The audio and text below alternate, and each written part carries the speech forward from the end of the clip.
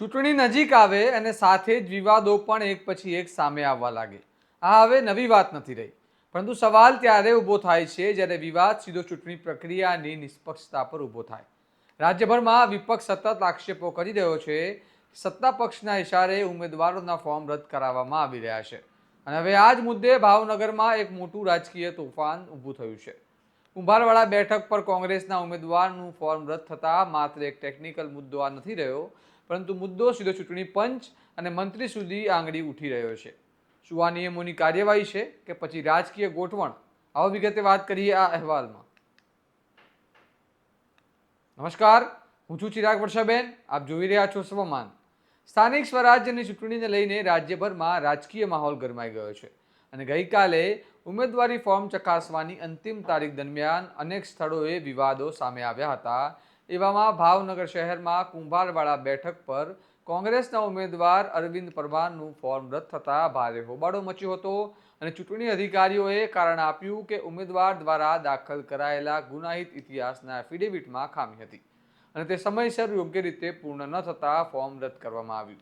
પરંતુ કોંગ્રેસ આ નિર્ણયને સ્વીકારવા તૈયાર નથી.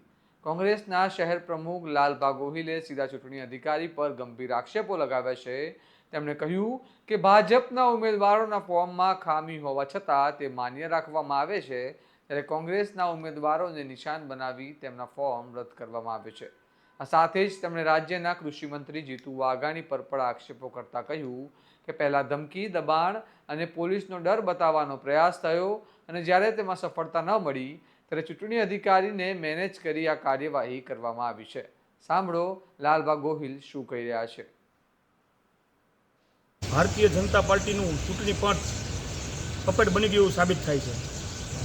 ભારતીય જનતા પાર્ટીના ઉમેદવારોએ ગમે એટલી ભૂલ કરી હોય, આરો દ્વારા જે આ વ્યાસ સાહેબ છે આરો એના દ્વારા એ પાસ કરી દેવાનું. અમે એમ કહીએ છીએ કે બધા પેન્ડિંગ રાખો. એનામાં ભૂલ છે કે ઉમેદવારે લેડીઝ ઉમેદવારે એના પતિમાં એમ લીધું લાગુ પડતું નથી. પતિદેવ હોવા છતાં પતિદેવનું નામ તો કે લાગુ પડતું નથી, પતિદેવના ખાતા નંબર તો કે લાગુ પડતું નથી, તો એ પાસ કરી દેવાનું. અને અમારા ઉમેદવાર એફિડેવિટમાં ખાલી એને ગુનાહિત પ્રવૃત્તિમાં કાંઈ સજા મળેલ છે કે નહીં, તો અમે અમારી પાસે એફિડેવિટ માંગ્યું કે તમે એફિડેવિટ આપો, ગુનામાં સજા મળેલ નથી. તો અમે એફિડેવિટ આપ્યું કે ગુનામાં સજા મળેલ નથી. ત્યારે અમને કોઈ ક્વેરી ન કીધી અને અત્યારે ઓર્ડર સીધો નેગેટિવ કરી નાખ્યો. તમે આ નથી દેખાડ્યું, તમે આ નથી દેખાડ્યું. તો ભારતીય જનતા પાર્ટીના તો બધા એફિડેવિટ અમારી પાસે છે. તમને એફિડેવિટ જોવાય તો હું બતાવીશ. એમાં બધામાં ભૂલું છે તો એને પાસ કરી દેવાના અને કોંગ્રેસને ફેલ કરી દેવાના. શું કામ? ભાવનગર પશ્ચિમના જે ધારાસભ્યશ્રી છે એને સામ, દામ, દંડ, ભેદ બધી નીતિ અપનાવી જોઈએ. પોતાના મત વિસ્તારના કોર્પોરેશનના કોંગ્રેસ પક્ષના ઉમેદવારોને ફોર્મ પાછા ખેંચવા માટે તમામ તાકાત વાપરી લીધી.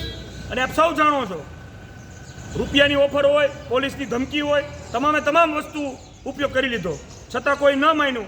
એટલે આ અધિકારીને એને તાબે લઈ અને અમારા ભાઈ દલિત ઉમેદવાર, કુંભારવાડા વોર્ડના દલિત ઉમેદવાર અરવિંદભાઈ પરમારનું ફોર્મ રદ કર્યું. કારણ કે સૌને ખબર હતી કુંભારવાડાની પેનલ કોંગ્રેસ 2000 કરતાં વધુ મતે જીતે એમ હતી. એ પબ્લિકના લોકોને પણ ખબર હતી અને ભારતીય જનતા પાર્ટીના જે કાર્યકરો છે કોંગ્રેસનું કામ કરવા માંડ્યા હતા. એ બધાને ખ્યાલ આવી ગયો હતો. આ સહન ન થતાં ધારાસભ્યશ્રી દ્વારા આ પગલું કરાવવામાં આવ્યું છે. એવું ચોક્કસપણે હું કહું છું કે એમની જ ચાલ છે. અમે પણ કોર્ટના દરવાજા ખખડાવશું. અમને કોર્ટ ઉપર વિશ્વાસ છે. કોર્ટે આ મુદ્દો અમારો ધ્યાને લઈ અને અમારા ઉમેદવારને એ માન્યતા આપશે એવો અમને સંપૂર્ણ વિશ્વાસ છે. આ તમામ આક્ષેપો વચ્ચે જ્યારે ચૂંટણી અધિકારીનો પક્ષ જાણવાનો પ્રયાસ કરવામાં આવ્યો ત્યારે તેમણે સ્પષ્ટ શબ્દોમાં કહ્યું કે કાર્યવાહી સંપૂર્ણપણે નિયમો અનુસાર કરવામાં આવી છે અને કોઈ પણ પ્રકારના રાજકીય દબાણ અથવા પક્ષપાતના આરોપો પાયા વિહોણા છે. સાંભળો આ મામલે ચૂંટણી અધિકારીએ શું કહ્યું. ચૂંટણી અધિકારી તરીકે મેં મારો જે કોઈ પણ નિર્ણય હતો એ નિષ્પક્ષ રીતે અને કાયદાની જોગવાઈઓ અનુસાર સુવ્યવસ્થિત રીતે બધી જોગવાઈઓ ટાંકીને એમને લેખિતમાં આપેલો છે. સર, કયા કારણોસર તેમનું ફોર્મ છે રદ કરવામાં આવ્યું છે? એમનો ફોર્મનો જે હુકમ છે હું તમને લેખિત આપું છું. એમનું જે સોગંદનામામાં જે વિસંગતતા હતી એ બાબતે એમનું ફોર્મ રદ કરવામાં આવ્યું છે. સર, તેમનું કહેવું છે કે ભાજપના અનેક ઉમેદવારો પણ આ ભૂલ કરી છે. એમના આક્ષેપોને હું ફગાવી દઉં છું. ચૂંટણી અધિકારી તરીકે જ્યારે હું કોઈ નિર્ણય કરતો હોઉં ત્યારે મારે નિષ્પક્ષ રીતે અને કાયદાની જોગવાઈઓના આધારે નિર્ણય કરવાનો થાય છે. આ સમગ્ર મામલે ઉમેદવાર અરવિંદ પરમારે પણ આક્ષેપો લગાવતા કહ્યું કે તેમની જીત નિશ્ચિત હોવાના કારણે જ તેમને ચૂંટણી લડતા અટકાવવાના આ પ્રકારનું કૃત્ય કરવામાં આવ્યું છે. તેમણે પણ આ મામલે કોર્ટ સુધી જવાની ચીમકી ઉચ્ચારી છે. સાંભળો આ મુદ્દે ઉમેદવાર અરવિંદ પરમાર શું કહી રહ્યા છે.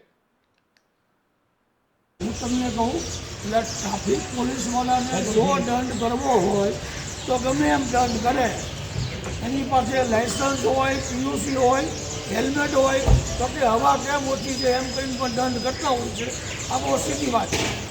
એ રીતે આપણે જોવા જાઓ તો મારા ફોર્મમાં એક પણ પ્રકારની ક્ષતિ નથી. મેં જાતે ફોર્મ ભરેલું છે અને ભૂતકાળમાં 4 ફોર્મ મેં ભરેલા છે. જે ઓછું ભણેલા કે જેને પૂરું નોલેજ ન હોય એવા લોકોને પણ હું ફોર્મ ભરાવડાવું. અરુણભાઈ, તમે એવું માનો છો કે જાણી જોઈને કર્યું હોય બધું? જાણી જોઈને ટાર્ગેટ બનાવીને કર્યું. અને સૌથી અગત્યની વાત આપણે એ કરું કે આમાં આ કેસમાં કોઈએ વાંધો લીધો નથી. કોઈ અરજદાર હોય એણે અરજી આપી હોય અને પછી તમે જો નિર્ણય કરતા હોય તો એ પણ ગળે ઉતરે. કોઈએ વાંધો લીધો નથી.